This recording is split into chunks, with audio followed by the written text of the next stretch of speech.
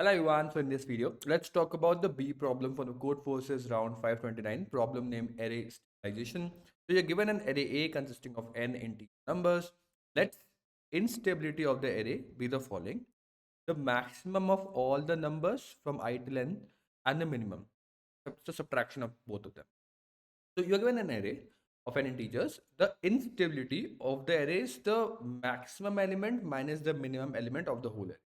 Okay, you can have to remove exactly one array element to minimize the stability of the resulting n minus elements.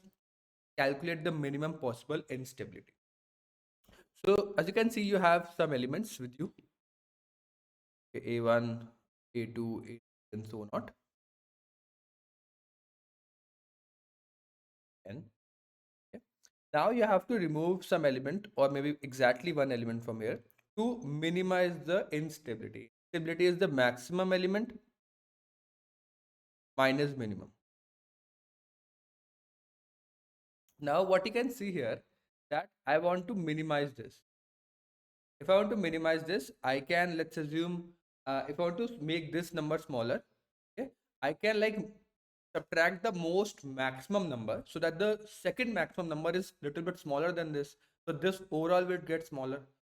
So I can make this smaller or I can make this bigger. So bigger means that I can remove the most smallest number so that the next smallest will be taken, which will be obviously bigger or equal to than this. Is all obviously will make the instability more better or minimize this.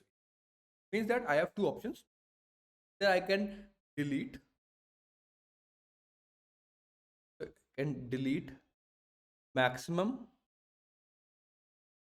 and then check the second maximum and the smallest one because I've not, so the instability will be the second maximum because I've deleted the maximum. The second maximum minus the minimum of the whole array, or you can delete the most minimum. That now the instability is the maximum minus the second minimum, and whatever is the smallest among both of them will be done. Okay, that's the complete solution. Nothing much difficult here. You can just take some small examples to understand that as well. So let's talk about the implementation. As you can see, I've taken the elements, sorted because I have to find out the maximum and the minimum. So you can also do it in whatever way manner what you require. So I just sorted it, become very simple then. So I have to now minimize the answer. So the minimum answer will be if you delete the last element. So because it is sorted, which means that the last element will be the largest one. So if you delete the largest one, the second largest will be n minus 2.